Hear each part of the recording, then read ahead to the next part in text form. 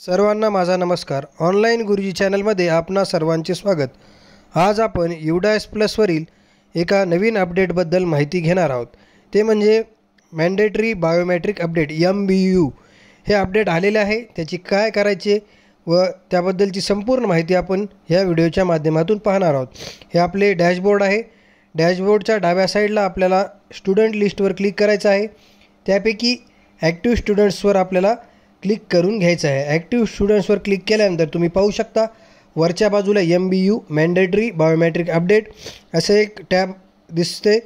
त्यानंतर आपल्याला आपल्या शाळेतील संपूर्ण विद्यार्थी मुलं मुली हे दिसतील। किती मुलं आहेत किती मुले आहेत ही संपूर्ण माहिती दिसेल।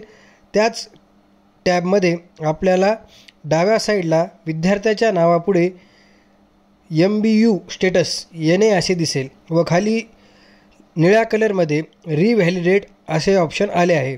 तर आपल्याला हे MBU स्टेटस NA तून बदलायचं आहे व विद्यार्थ्याचे आधार रिव्हॅलिडेट करायचे आहे। यापूर्वी जरी आधार अपडेट केलेले असेल तरी आपल्याला रिव्हॅलिडेटवर क्लिक करायचं आहे। रिव्हॅलिडेटवर क्लिक केल्यानंतर आपल्याला असा मेसेज येईल कन्फर्म करण्यासाठी।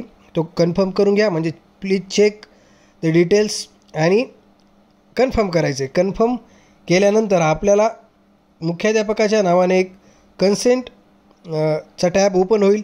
ती कन्सेंट आपण वाचून घ्यायची आहे। त्यामध्ये मुख्याध्यापकाचं नाव, त्याच्यानंतर विद्यार्थ्याचं नाव, त्याचबरोबर आपल्याला त्या विद्यार्थ्याची संपूर्ण माहिती योग्य आहे हे आपण डिक्लेअर करत आहोत असं येथे येईल। तुम्ही पाहू शकता या ठिकाणी आय ॲग्रीचा टॅब आहे, त्यावर वाचून एकदा घ्या व क्लिक करा।